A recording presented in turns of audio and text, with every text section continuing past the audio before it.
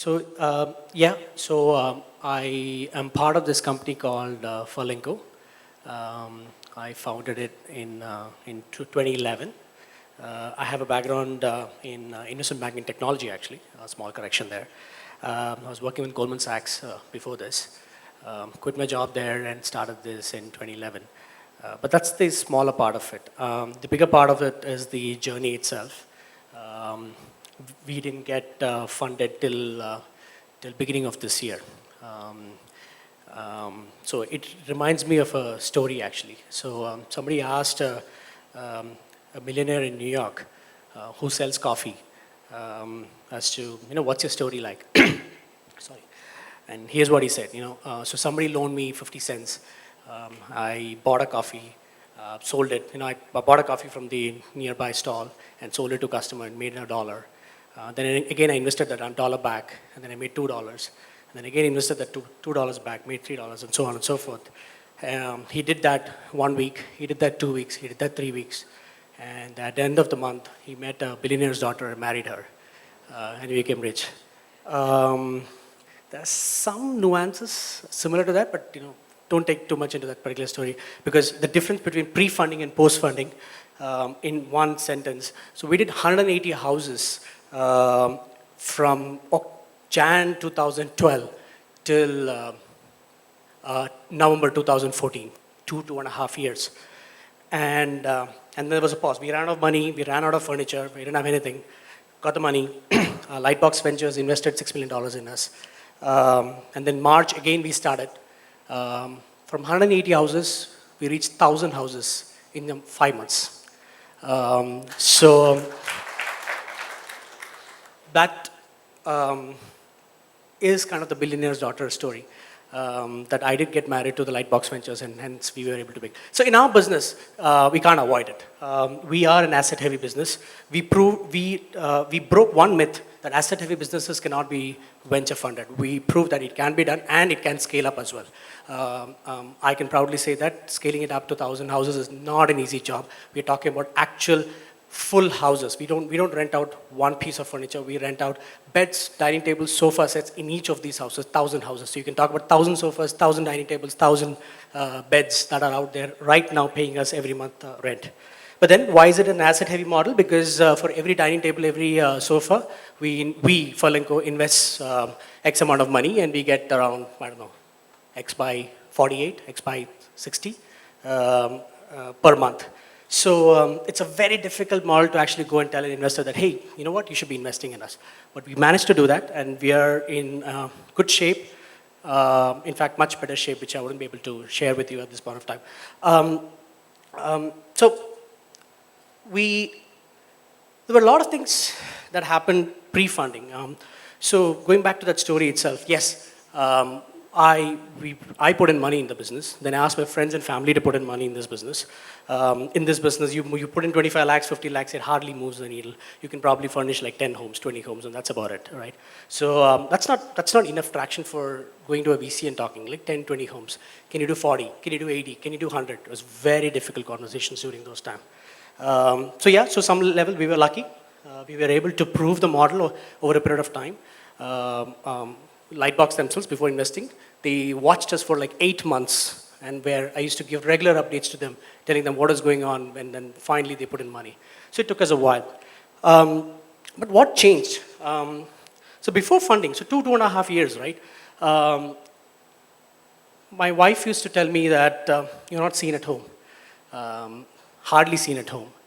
These days, my employees tell me that you're not seen in the office, hardly, because you're trying to be smart in front of a bunch of audience for some of these conferences. So these things happen a lot.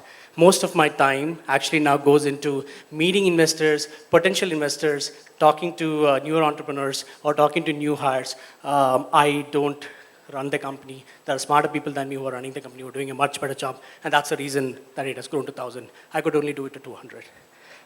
So that's part of funding. So connecting to that, so what happens to the people who are there, right? It's not that I did not have great people before funding. I had awesome people before that. They were passionate folks. They were entrepreneurs themselves to some extent. But they need money. So hence the funding, importance of funding in this business, in our business, makes a difference. So they almost with nothing. In this business, 40, 50 lakhs is nothing. With that, they were able to come up with 180 houses, which was work of passionate folks pre-funding. Post-funding, you had resourceful folks who are as passionate, but they're also challenging you. So pre-funding, I used to challenge folks because I had time to challenge them. Now my team challenges me every now and then because I need to get into a meeting. Just after this particular conference, I'll probably walk into a meeting. They're going to be presenting, here's the next 6-month strategy, how we're going to get to 10,000 houses. Now, why don't you give your opinion about it? What the hell, man? I don't know. So half the time, it's about just catching up with these smart folks, trying to be on your toes and to appear smart. It's a very difficult job, post-funding. Pre-funding, it was easier. From a motivation perspective, right? Pre-funding. There was a time, the first order, everybody remembers their first client order, right? I have my own story. So it was actually an angel customer because it was a friend of mine, actually my wife's friend. They happened to move from Mumbai to Bangalore, and they gave us this order. Oh, yo, what? So you're running a furniture rental company? Why don't you take this order from me? He had no reason to rent, but he just helped me out. I took the order and went behind the scene, manufactured the furniture. But that manufacturing process took nearly 45 days, which is actually the typical lead time for any furniture manufacturing company. It took me 45 days. But unfortunately, this gentleman actually landed from Mumbai here. So he was really upset that I could not deliver the furniture on time. 1 week passed, 2 weeks passed. He was waiting for it. He was living in a service apartment. Friendship was on its borderline as to whether to continue or not. He gave me the thing, look, dude, it's okay. You're not able to, this is your first order, it's fine, I'll go and buy furniture, that's okay. I said, hang on, I will get you the furniture. So went behind, pushed the manufacturer to get me the furniture as soon as possible. Finally, the day came when, so this is like nearly 48th day when the furniture actually came. We put all the furniture, it was like 8 o'clock on a Friday night, put all the furniture in a truck. This was in Koramangala, the gentleman was living in Indranagar. The truck started moving from Koramangala to Indranagar to the 100 feet room. Boom, there was an accident. First order, first customer, and there was an accident. Look, so I don't have a business background. Neither do I have a Bansal or Agrawal attached to me. I'm a South Indian Mallu. So my household, my parents do not approve of what I'm doing right now. Now they've stopped saying anything. So something like this, in a typical Indian way, the first order getting jinxed like this is like in the top was like, you're not made for this, man. You need to get out of this. So that was there. So that's like that you would face something like this. Definitely in your pre-funding days. Post-funding, of course, you have your investors and everything to support you. But pre-funding days, you will have that. Can you get over that is that particular question. So somehow I managed to. Family helped out. Friends helped out. And because it was the first one, I figured that if I can get over this, I can get over anything. So that was one lowest point of Furlenco for the first order. And then time went along, another 2 years, raised 25 lakhs, 50 lakhs, whatever, small amounts. We had around 20 employees at that time. Most of our money goes into making assets. 80% of our money goes into making assets. So how do you actually pay your salary? So there came a point, exactly Jan 2014, where on Jan 14th of 2014, where I had 5,000 rupees in the bank. And it was tough because I had 20 employees. I did not take a salary at that time. Of course, for all that during the pre-funding days, no salary, guys. Only post-funding you can ask for even a salary, and that to be very modest. I agree with one of the panelists who said that careful about asking salaries because it's your company ultimately. What do I do? 14 days left to pay the salaries.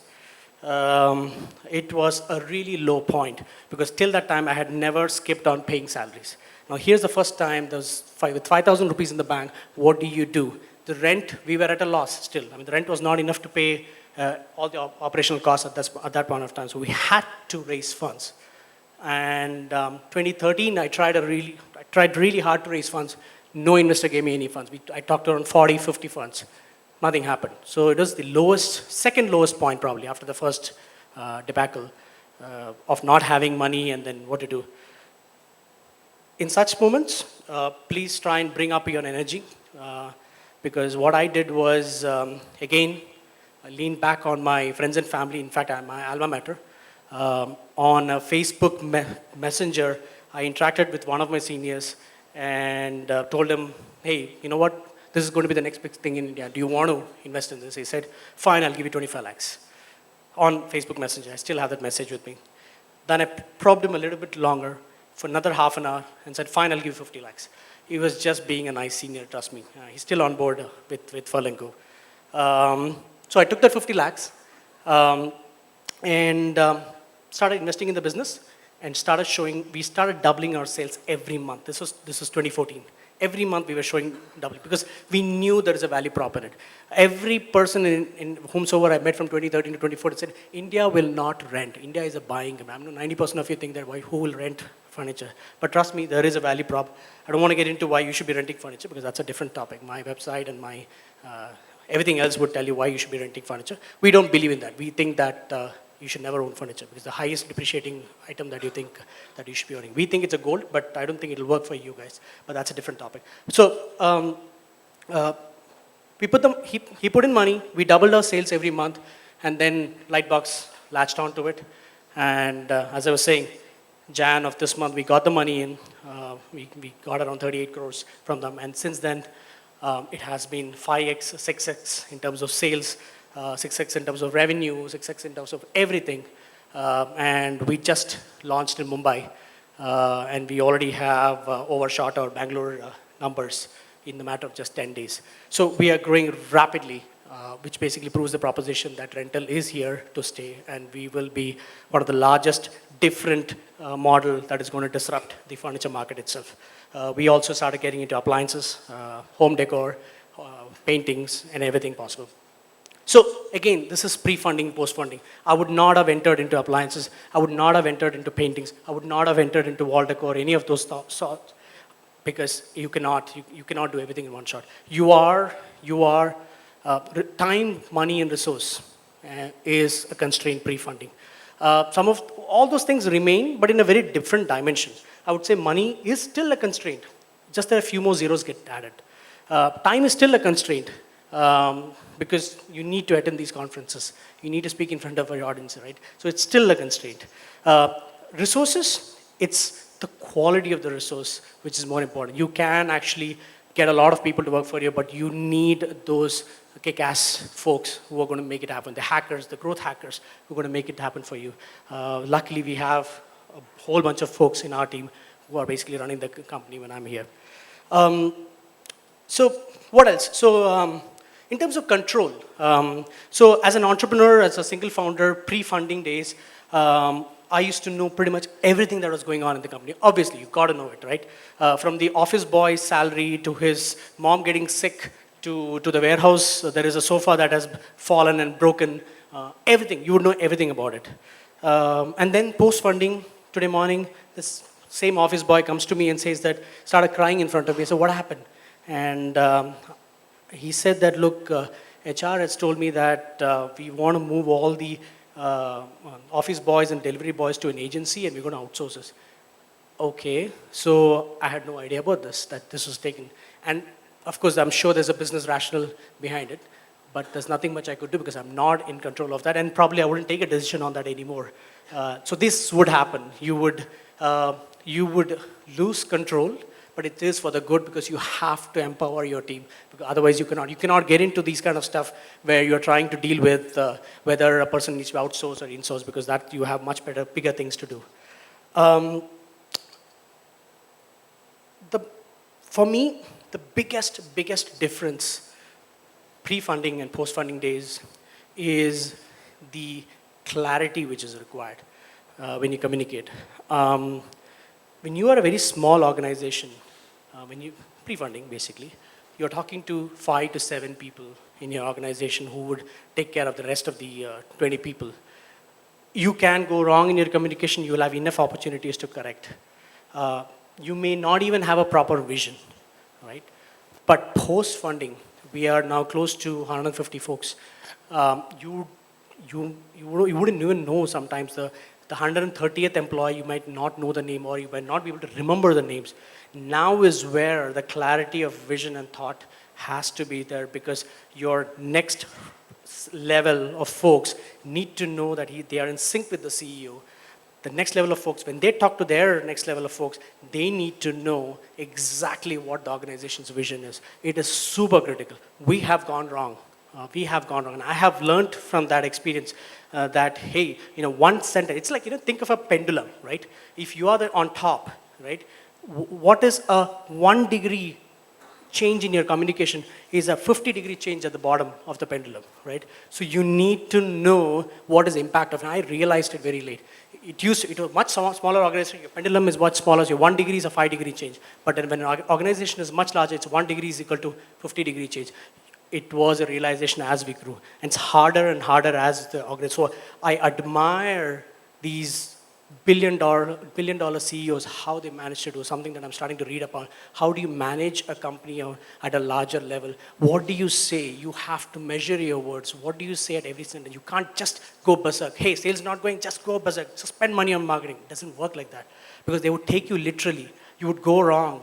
You would spend. CEO said this, let's do it.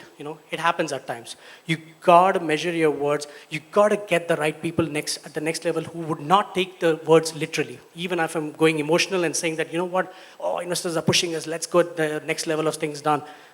They would know that they would read through it. They would sit with me. They would understand what is the reality of it and then go ahead with it. This is very, very, very critical. So a lesson that I learned was clarity and vision has to be very, very clear. But at the end of the day, things don't change. It was, by 2014, the motivation that I was giving the company was that, hey, we are at 100, we should move to 200 in 6 months. And it was actually the same amount of effort to move from 200 to 1,000, from terms of energy and time. It was exactly the same energy, the same passion. So I'm sure in the next level, when we grow from 1,000 to 10,000, I'm sure it has the same energy. Because what you say, it's ultimately the same revenue, it's the same cost, it's the same trucks, it's the same bottom line. So those things don't change. It's just that a bunch of zeros get added. So pre-funding, post-funding, it's just a bunch of zeros added. Thank you, guys.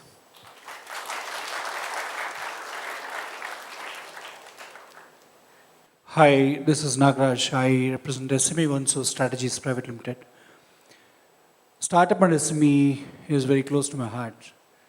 I really appreciate the way you have presented about empowering people, make them drive your business.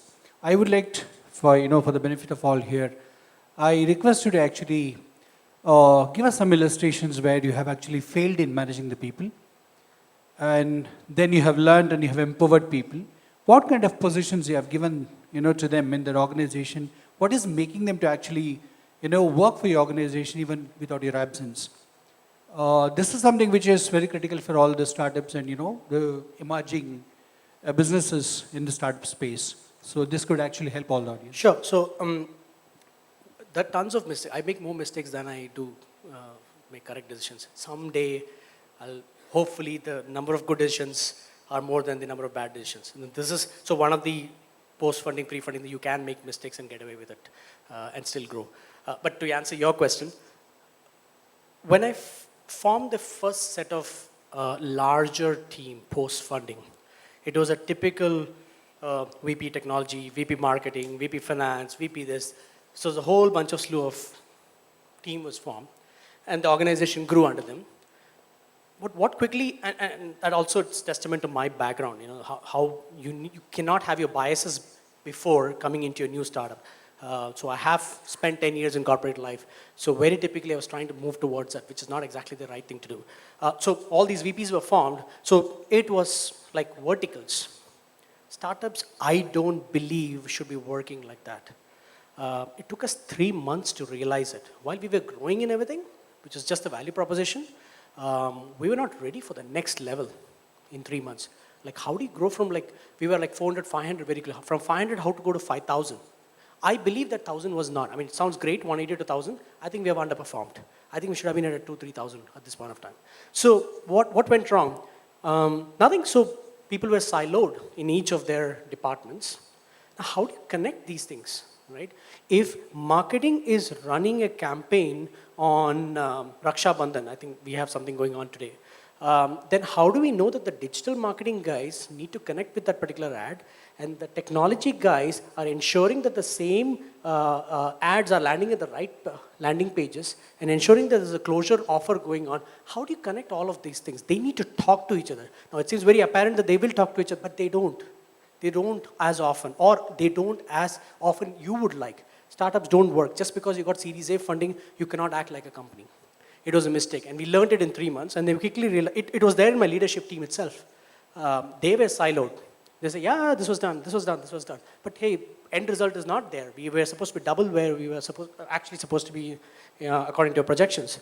They realized that, and then we realized that the problem was deep-rooted. And the entire organization was working like that, in silos. So we broke that and created different kind of teams. We said that, hey, let's create a growth mafia team. Let's create a product hack team. Let's create a design thinking team. Now, these were cross-functional teams now. A growth mafia team has a product analyst, has a leadership sponsor. So my VP product technology is looking at the growth mafia team. We would have a digital marketing representative there. We would have someone from the marketing, pure marketing out there. We would have someone from the furniture design side of things. You know, what is a cool product that you're trying to hack? We may not have, so we design our own furniture. We don't get it from outside. But then the product hack that we did was that, hey, how do I know what is the furniture that I need to manufacture so that you would rent? So we had to hack it from the market, saying that, hey, if we give a beanbag / cut it, slice it, put it this way, will it be a great proposition? We just launched a lounger experience. It is just a recliner, and with a tripod lamp and a durry. It was just launched like last week. We sold like 40 pieces of that in like 2 days, right? So we actually, if an older pre-funding Furlenco would have actually designed the recliner and then launched it. The post-funding thing is that hack it, release it, test it. If it's working, great. Now we're designing our own recliners. So this was not happening with a siloed approach. But by breaking down and forming a cross-functional team, we were able to make great progress. The other question is, what made them, what is making them actually to work and deliver the best results to the organization? It has to come from leadership. You need to constantly be not criticizing them, but actually show them the number that you want to reach, where you want to reach. A clarity of vision has to be there. What are we trying to do? And then a short-term clarity also needs to be there. What is it that we need to achieve? So subjective and objective works in our organization for sure. But the leadership team has to be there. Empowering doesn't mean that non-accountability. Leadership team has to be there, front-running it. You don't need to be the most intelligent guy. As I said, the intelligent level actually goes up as we go down in our organization, right? So I only be there just to give the motivation. The team just gets motivated by you being there. That, hey, the CEO is there from 9 a.m. in the morning with me trying to get this done. You got to be there and try to be smart when you're answering them. That itself motivates them. So leadership team is the key to push this through.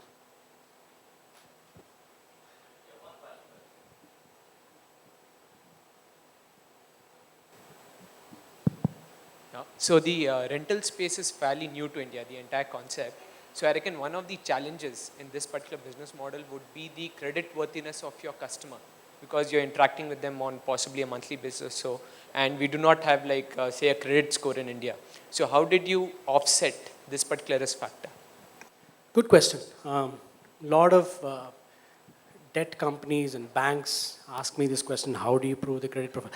Very honestly, we didn't start out the business like that. When you are actually looking for a next sale, the last thing that you think about is whether that guy is going to pay you money or not. We did not think like that. But there was an underlying philosophy. The underlying philosophy was that how many people will actually screw you up, right? How many people, every person asks me, what if you damage the sofa? What if you damage the dining table? Everybody asks. So I go with the philosophy that let me not make rules which will spoil the life of 95% of my population, which is what Indian government does. Okay, somebody has done a scam, so screw up every person's life. We didn't do that. We say that, okay, 5% is going to screw up, we'll just take up the cost. It absolutely works for us because people don't damage. People are generally nice. People have, it's my delivery boys who screw up my furniture. When they load up the furniture, there are scratches out there, right? And it has worked beautifully for us. So I believe that Indians are generally nice. Okay, now this is a subject. If I take this answer to a bank, they'll like, okay, whatever. So yeah, there is a reality of it as well, that people do screw up. I believe in the philosophy that it has to be absorbed as a business cost. I would not put rules against us, which will hamper the growth itself. But there are subtle things that we have started doing where, for example, we have corporate programs running, Flipkart, Snapdeal, Ola. If your companies work, if you're in these companies or Infosys, for example, you just need to give your email ID. We just shoot an email to that particular address technologically. I mean, you don't have to do anything about it, right? So we know that you're working out there. Most likely you would get your salary at the end of the month. So the credit profile is already done. It doesn't matter even if you're working. So I have employees from my alma mater, Goldman Sachs, who have booked my sales folks. They've called them and said that, hey, why didn't you book it? Because the offer is going to end. You know, typical sales fashion, we told them. So the Goldman Sachs analyst says that I don't have money, I'm waiting for my salary. Right? It is very hard to believe that a investment banking guy is telling that he doesn't have money. So it doesn't matter. Anyone can actually screw you up. I'm just going with the philosophy that if it is 5%, let's model it that way and absorb the cost. I hope there's no bank or debt fund out here. I did not say that.